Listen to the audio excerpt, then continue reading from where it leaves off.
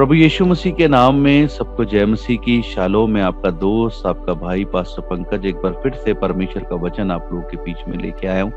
जबकि आप इस वचन को हमारे YouTube channel serving people in need of fellowship पे सुन रहे हैं, मेरी आपसे विनती और प्रार्थना है, अगर अभी तक आपने इस चैनल को सब्सक्राइब नहीं किया है तो कृपया करके कर दीजिए और साथ ही में बेल बटन दबा दीजिए, ताकि जब भी हम नया परमेश्वर का वचन इस पे अपलोड करते हैं तो आपको इजीली अवेलेबल हो जाए। साथ ही में इसको आप शेयर करना मत भूलें। और जैसे कि आज के वचन में जब हम लोग चलते हैं तो हमारे बीच में सिस्टर शशि है, वो आप परमेश्वर का वचन हमारे बीच में लेके आई हैं। तो आइए हम लोग परमेश्वर का वचन सीखते हैं शशि के द्वारा। मैं धन्यवाद करती हूँ सुंदर समय के लिए खुदा ने मुझे दिया, और सच में हम इस योग्य नहीं कि परमेश्वर के पवित्र कलाम को कि मतलब परमेश्वर इतना पवित्र है ना कि वो बुराई को देख नहीं सकता, लेकिन हम जाने में अनजाने में इतनी गलतियां करते हैं, लेकिन फिर भी खुदा का वचन आके हमें थाम लेता है। यह हर एक की जीवन की बात है, और सच में परमेश्वर की इस भलाई के लिए ना, जो अपने वायदे को वो पूरा करता है, कहता ना तो कभी तुझे छोड़ूंगा और ना तो कभी तुझे त्यागूंगा। परमेश्वर का धन्यवाद करती हूँ, और मैं परमेश्वर का फिर से मैं धन्यवाद करती हूँ कि खुदा मुझे आप लोगों के बीच में लेके आया परमेश्वर के वचन को देने के लिए। और पास्टर जी का भी धन्यवाद करती हूँ, और मैं ब्रदर मोंटू का भी धन्यवाद करती हूँ। और आज हम पढ़ेंगे 1 कुरिन्थियंस उसका 13 चैप्टर। 1 कुरिन्थियंस उसका 13 चैप्टर। यदि मैं मनुष्य और स्वर्गदूतों की बोलियां बोलूं और प्रेम न रखूं तो मैं ठनठनाता हुआ पीतल और झंझनाती हुई झांझ हूं। और यदि मैं भविष्यवाणी कर सकूं और सब भेदों और सब प्रकार के ज्ञान को समझूं, और मुझे यहाँ तक पूरा विश्वास हो कि मैं पहाड़ों को हटा दूं, परंतु प्रेम न रखूं तो मैं कुछ भी नहीं। यदि मैं अपनी संपूर्ण संपत्ति कंगालों को खिला दूं या अपनी देह जलाने के लिए दे दूं और प्रेम न रखूं तो मुझे कुछ भी लाभ नहीं।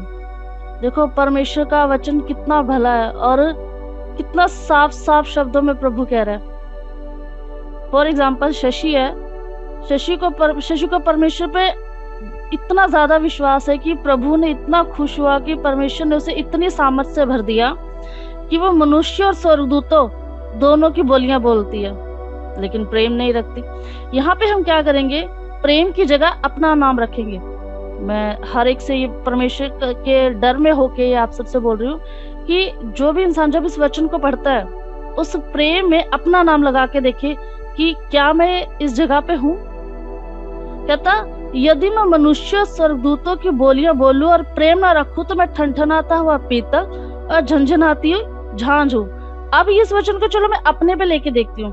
कहता यदि शशि मनुष्य और स्वर्गदूतों की बोलियां बोले लेकिन प्रेम ना रखे तो वो क्या है, ठनठनाती हुई पीतल और झंझनाती हुई झांझ। खाली बर्तन कैसे हैं, सिर्फ वो खड़कते रहते हैं लेकिन उनमें कुछ नहीं होता। आगे फिर कहता यदि शशि भविष्यवाणी कर सके और सब प्रकार के भेदों और सब प्रकार के ज्ञान को समझे, और शशि को यहाँ तक पूरा विश्वास हो कि वो पहाड़ों को हटा दे, परंतु प्रेम न रखे तो वो कुछ भी नहीं। यदि शशि अपनी संपूर्ण संपत्ति कंगालों को खिला दे या अपनी देह जलाने के लिए दे दे और प्रेम न रखे तो उससे शशि को कुछ भी लाभ नहीं होगा। यहाँ पे परमेश्वर क्या कर रहा है, उसके बारे में बता रहा है, वरदानों के बारे में।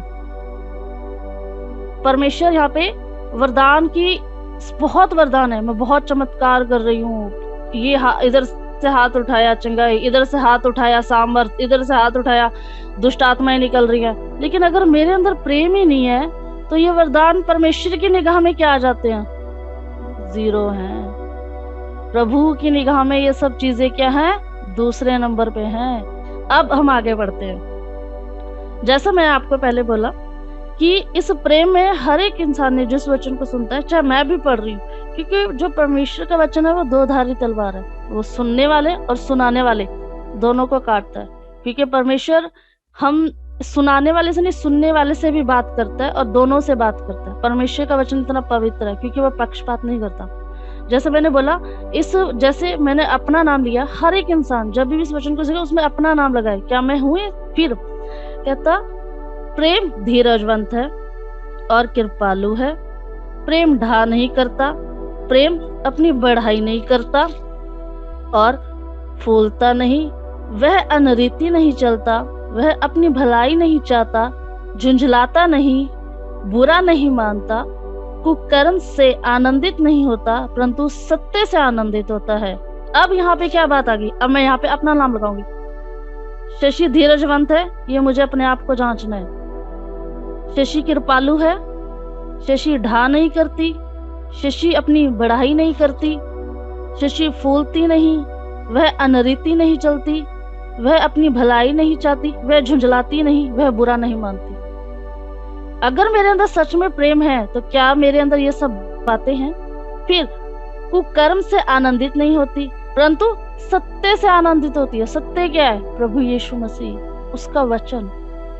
अगर सच में मेरे अंदर प्रेम है तो मेरे जीवन में चाहे जैसी मर्जी परिस्थिति हो, जैसी मर्जी, अगर मैं सच में आत्मिक हूं तो मेरी आत्मिकता किसी इंसान पर डिपेंड नहीं करेगी। शशि की आत्मिकता किसी इंसान पर डिपेंड नहीं करी, वो चाहे कोई थर्ड पर्सन आके शशि को कुछ भी बोले, अगर मैं प्रभु के वचन में स्ट्रांग हूँ, कहता सत्य से आनंदित होती है, और सत्य कौन है? प्रभु यीशु मसीह। तो मुझे कोई परमेश्वर के वचन से नहीं हिला पाएगा, कोई मेरी आत्मिकता को नहीं हिला पाएगा। फिर वह सब बातें सह लेता है, सब बातों की प्रतीत करता है, सब बातों में आशा रखता है, सब बातों में धीरज धरता है।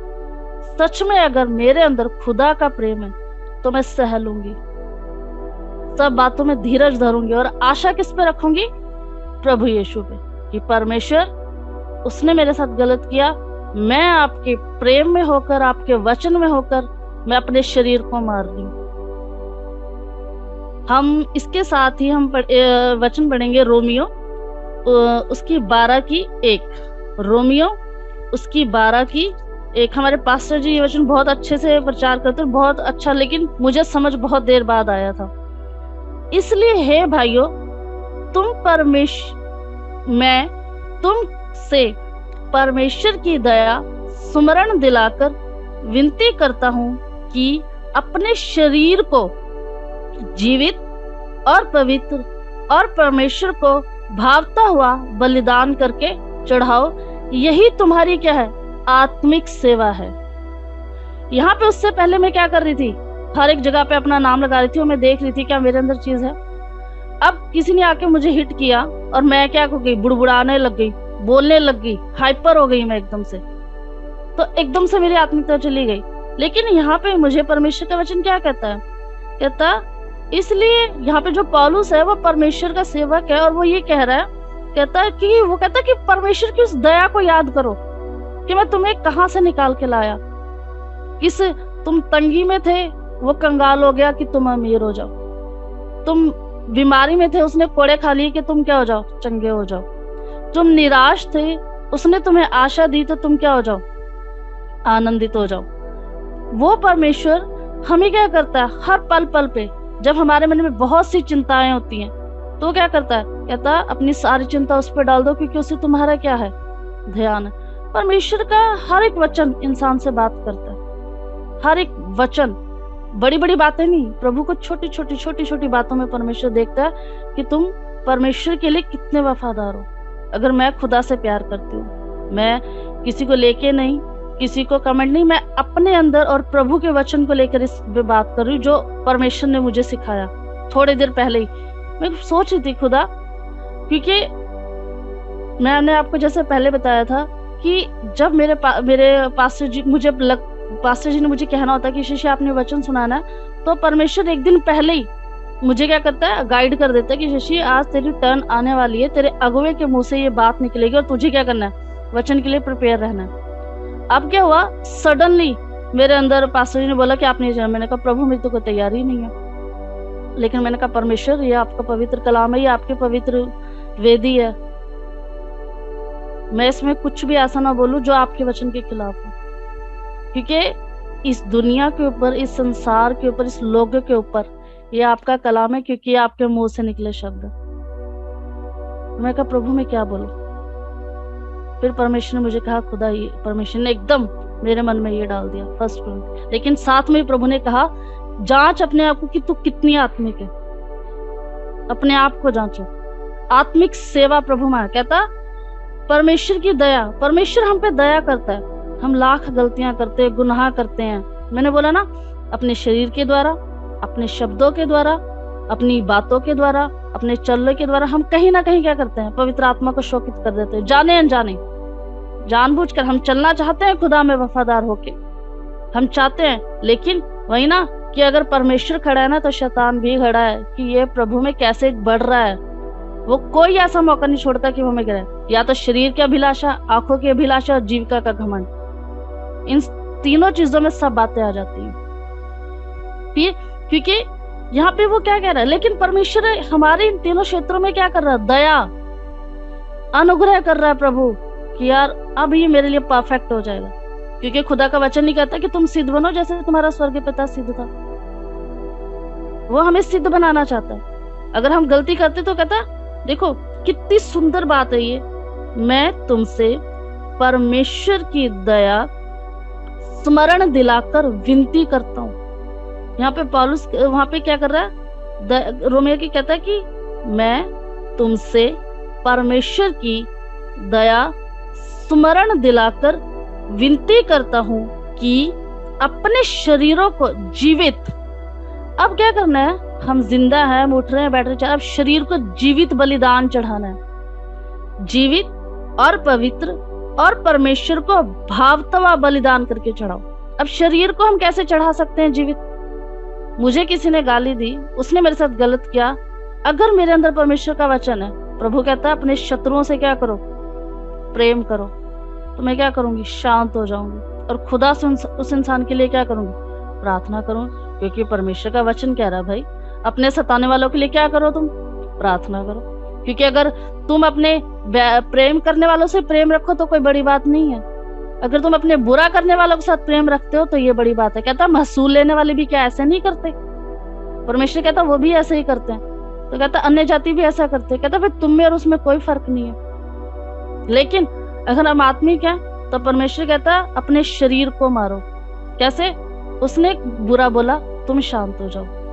और जब तुम शांत हुए, किसको स्मरण करके? परमेश्वर के वचन को। कि यहाँ पे इस परिस्थिति में परमेश्वर का वचन मुझसे ये कहता है, क्योंकि हमें इंसान को खुश नहीं करना, हमें परमेश्वर को खुश करना।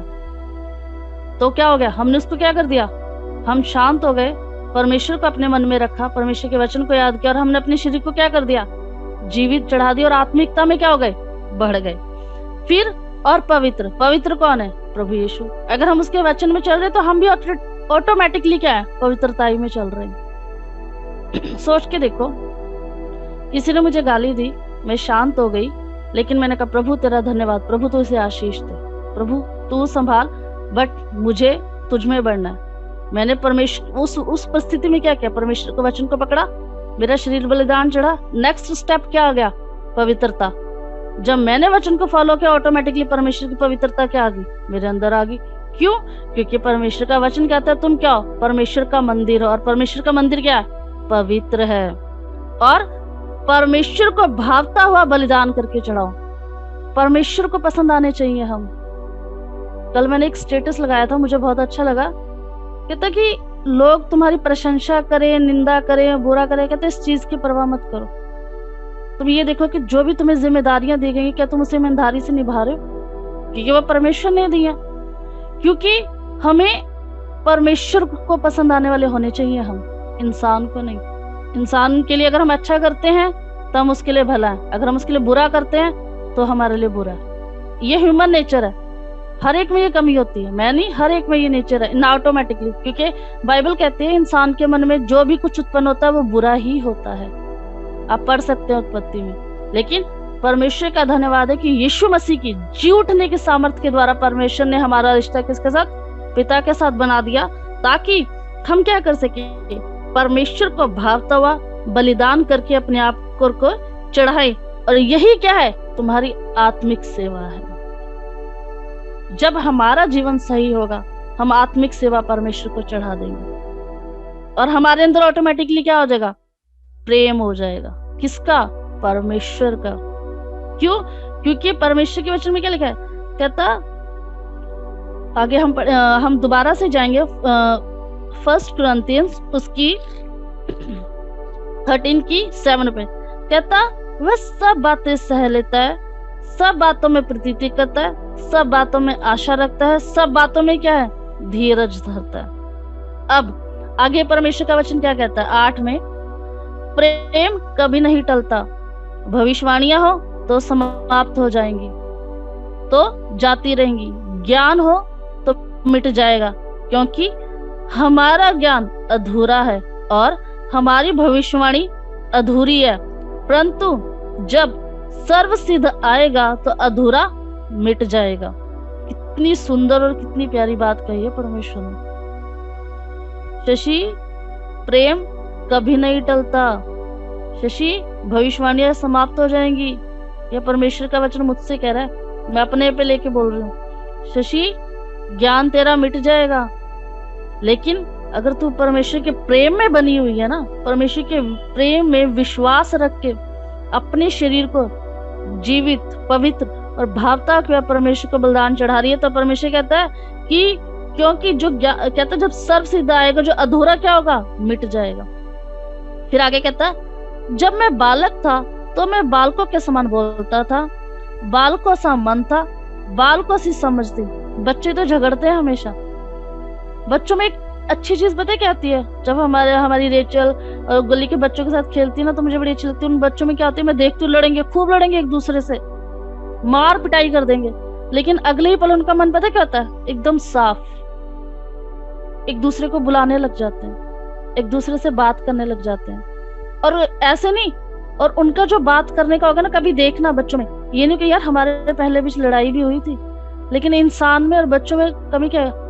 जब इंसान बड़ा हो जाता है ना, उसमें ईगो आ जाती है। ईगो, मैं क्यों, मैंने तो कुछ गलती भी नहीं की।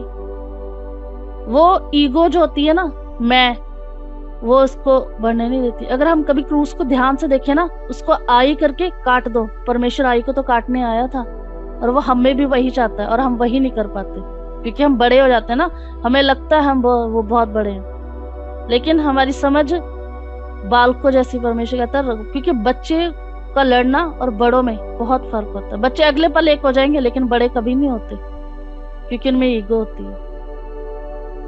क्योंकि अगर परमेश्वर का प्रेम होगा ना, तो परमेश्वर का प्रेम सब सिद्ध है, वो सब कुछ सहना जानता है और उसमें बढ़ना जानता है। यीशु मसीह ने तो सहा, सबसे बड़ा एग्जाम्पल। इतनी मतलब जब हम वचन पढ़ते हैं, मत्ती पढ़ते हैं, कितनी बड़ी, मतलब आप सोचो, टेबल लगाया, खाना खा रहे हैं, और पतरस बोल रहा है कि परमेश्वर तू जहां जाएगा मैं तेरे साथ जाऊंगा, लेकिन परमेश्वर यीशु मसीह ने उसे कहा, हे शैतान, मुझसे दूर हो जा। क्यों? क्योंकि परमेश्वर को पता था ये अगले पल ही मेरा क्या कर देगा, इनकार कर देगा। अब यहूदा इस्करियोती, उससे बड़ी बात, परमेश्वर को पता था ये मुझे चांदी के 30 सिक्कों में मुझे क्या कर देगा, बेच देगा। क्या प्रभु को, यीशु मसीह को पता नहीं था? लेकिन फिर भी खुदा अपने उसके साथ साथ रखता रहा, अपनी शिक्षाएं देता रहा, उससे प्यार करता रहा, अनकंडीशनल, बिना सोच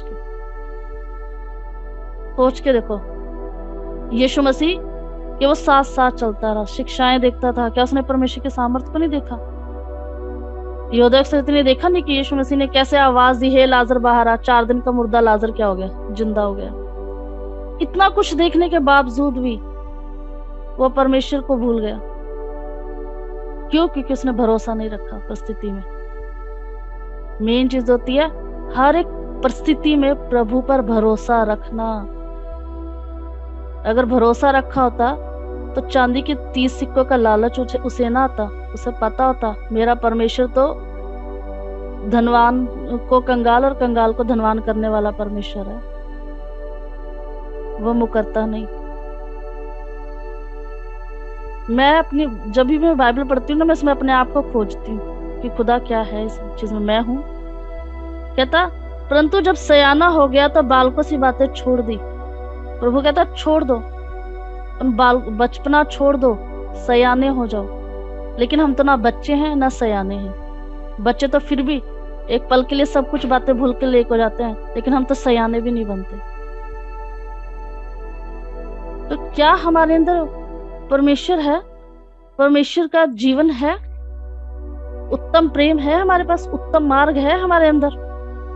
क्योंकि हमें स्वर्ग राज्यों को पाना है ना, परमेश्वर के पास जाना है। क्योंकि यीशु मसीह कहता कि मैं आया कि तुम जीवन पाओ और बहुतायत का जीवन पाओ, स्वर्ग में भी और पृथ्वी पर भी परमेश्वर हमें जीवन देने आया। आगे हम पढ़ेंगे। बालकों सी बातें छोड़ दी, अभी हमें दर्पण में धुंधला सा दिखाई देता है। अब हमें आईना देख रहे हैं ना, हमें धुंधला सा क्यों दिख रहा है? परंतु उस ज्ञान को आमने सामने देखेंगे। इस समय मेरा ज्ञान अधूरा, परंतु उस समय ऐसी पूरी रीति से पहचाना जाऊंगा जैसे मैं पहचाना गया हूँ। जब हम परमेश्वर को जान जाएंगे ना, उसको पहचान लेंगे। मैं हमेशा कहती हूँ, जानने में और पहचानने में बहुत फर्क है। फिर कहता, पर अब विश्वास, आशा, प्रेम ये तीनों स्थायी हैं, पर इन में सबसे बड़ा प्रेम है। विश्वास किस पे करना है? यीशु मसीह पे।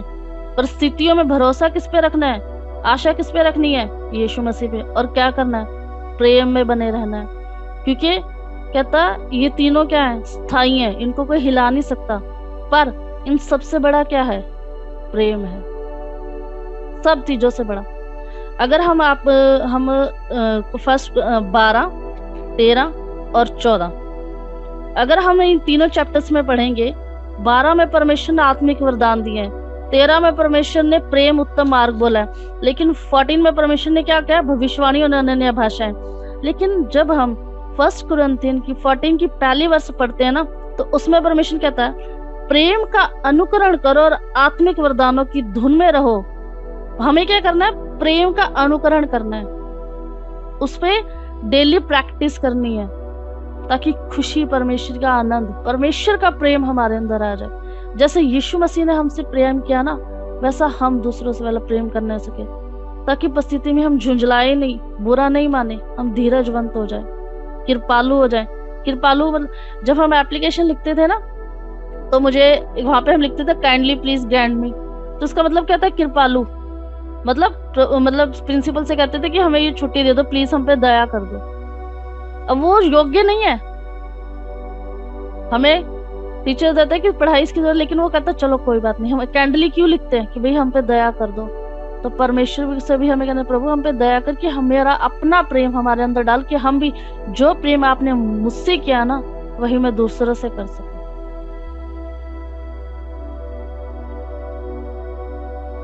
ताकि आपके नाम को महिमा दे सकूं। क्योंकि अगर मुझे, शशि को अगर खुदा ने चुना है ना, तो शशि का मेन मोटो कोई शख्स नहीं, परमेश्वर को खुश करना है। क्या मेरी इस बात से परमेश्वर खुश है? क्या मेरे इस स्वभाव से परमेश्वर खुश है? अपने अंदर जांच के देखना हर एक दिन। ये 3 चैप्टर पढ़ना, परमेश्वर ने बहुत अच्छी और बहुत गहराई की बातें बोली हैं। क्योंकि परमेश्वर के वचन को अगर ये देखा जाए तो बाइबल एक किताब है, अगर आत्मा से समझो तो इसमें पूरा संसार है। क्योंकि ये एक आईना है जो हमें आर पार छेद देता है, हमें बताता है।